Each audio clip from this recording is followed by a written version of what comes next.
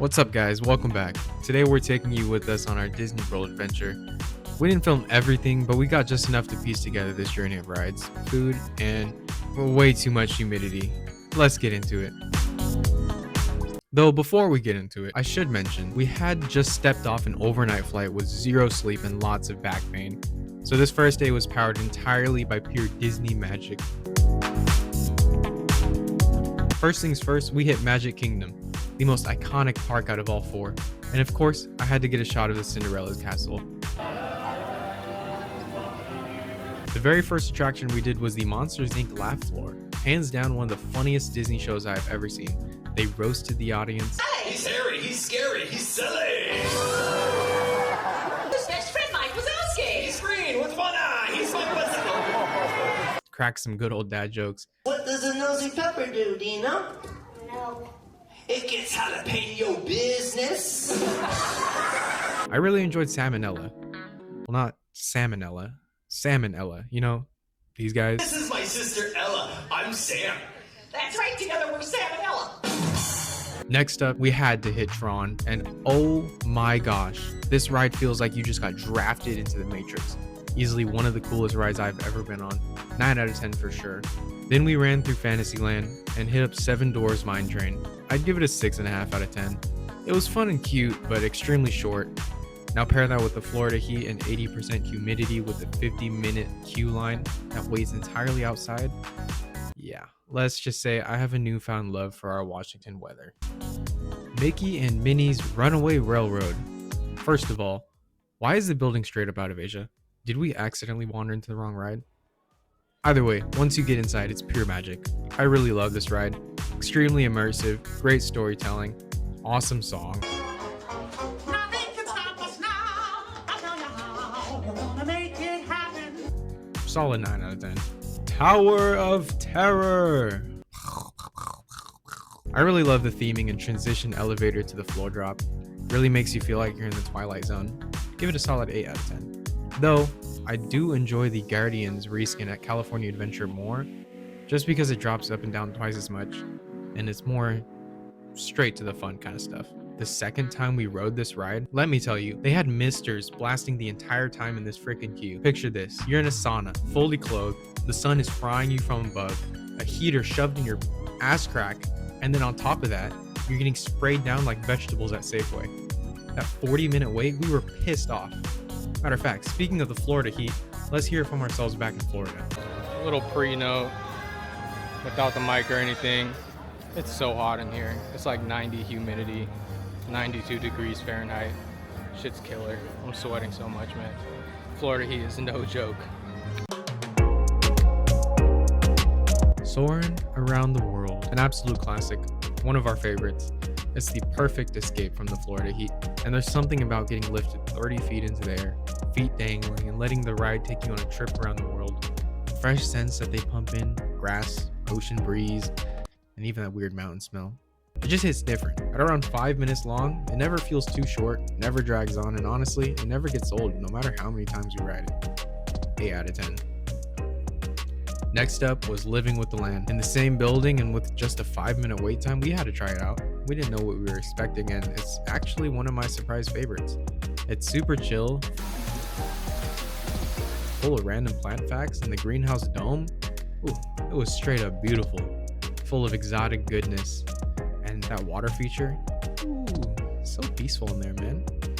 7.5 out of 10, but it feels a lot higher when you need a slow air-conditioned ride to escape the heat. Oh yeah, now we're getting somewhere.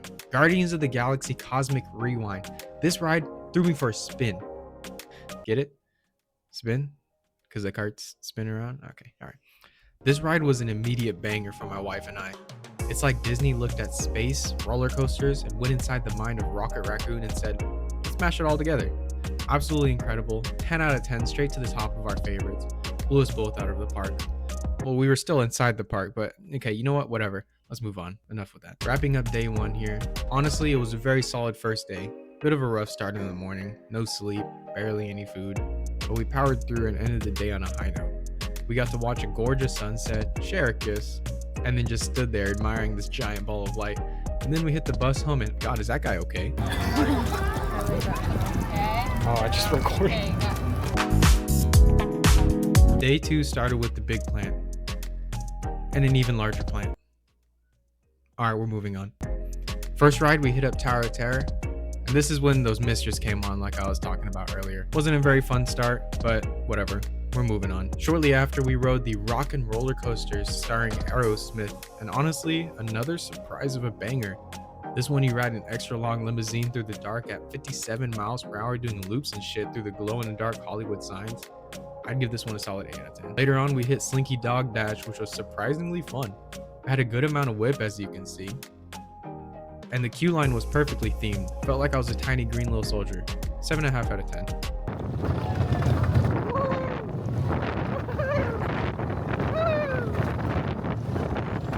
Coming back over at Epcot, we made a stop at the Coke store where my wife hooked me up with the super comfy Coke tank top. As you can see, it's so good.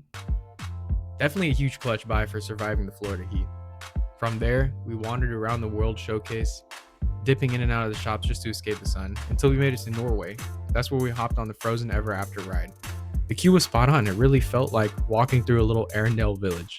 And by the time we got on the ride, I was blown away. The animatronics were a little quirky looking at times, but the immersion was awesome. And honestly, it was well worth the wait. 9 out of 10.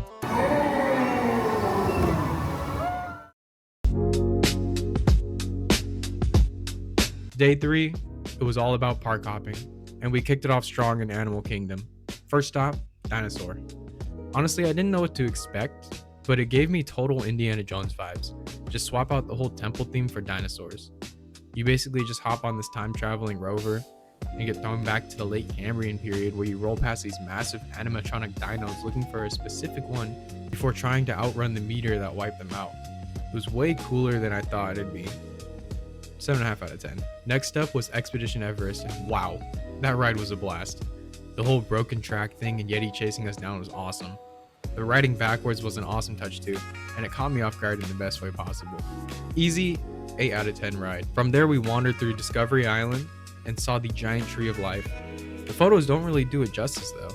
The animal carvings etched into the trunk are insanely detailed, and standing under it just felt magical, like being in the middle of a massive enchanted forest. Then came Pandora. We started with Navi River Journey, which was a nice chill break, but honestly kind of boring. You just float through these glowing bioluminescent forests, which was very gorgeous, but rather static. The highlight of that ride though was when we came to the animatronic, which was crazy cool. Like, how was it that advanced? It was insanely smooth movement. But the biggest highlight of Pandora was Flight of Passage. The wait felt brutal though, close to 50 minutes, and the queue just dragged on. But once we were on the ride, it was worth every second. Imagine soaring around the world, but cranked up to 100. Diving, flying, water sprays in your face, actual wind blowing in your face too. It felt like I was actually flying a Banshee. Straight 9 out of 10. Overall, Animal Kingdom as a whole blew me away. It's like the perfect mix of a zoo and a theme park, and I didn't expect it to be that immersive. Honestly, one of the highlights of the trip for me. After that, we took the bus over to Magic Kingdom and spent a little while exploring the shops along Main Street, just soaking it all in since it was our final day there. We then hit It's a Small World, which was rather creepy and repetitive.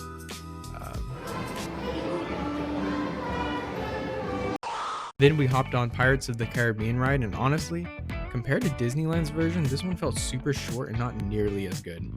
It was kind of mid. Of course, we had to ride the Tron ride one last time before leaving Magic Kingdom though. And from there, we bussed over to Hollywood Studios just to hop on the Skyliner, which is actually a really fun way of transportation and very scenic. We rode that one multiple times over and it never got old. After transferring into Epcot, we head over to Japan, where we picked up this cutest sake set ever. It was an awesome find by my wife. Then we went over to Germany and grabbed this awesome custom glass boot with Mickey and the Epcot ball etched into it. She bought this one for me and I just love how awesome this is. We then spent the rest of the night wandering through the other countries. Just shortly after that, we got to see an even more magical sunset on our final day, and then we wrapped things up at Connections Cafe for some quick grub right before the park closed. Finally, we caught the bus back to the hotel, closing out the night. Our last day started off a little slower. We slept in, took our time packing, and let ourselves reminisce a bit about everything we had done. Once we were ready, we caught an Uber to Disney Springs and spent some time walking through the shops. At first it was great. Beautiful shops, nice weather. We were starting to get used to it, but as the Florida sun started creeping in, our bags started to feel 10 times heavier and our mood started dropping quickly. One of the coolest things though we did there was getting an oyster pearl at Pearl Factory. Sure.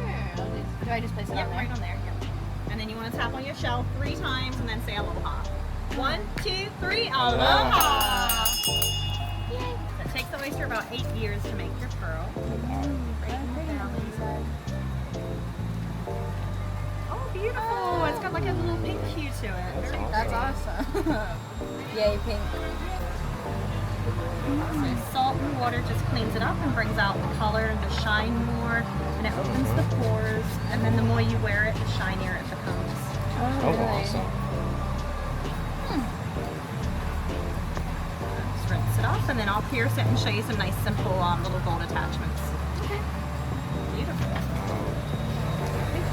We had it set into a 14 karat solid gold pendant, and they epoxied it in so the oyster stays locked in. It ended up being a really unique personal souvenir, something that felt really special to be taking home with us. After that, we grabbed lunch at the Rainforest Cafe, where we ended up sitting under this giant mushroom at the bar. Say hello. Hello. We're at the Rainforest Cafe.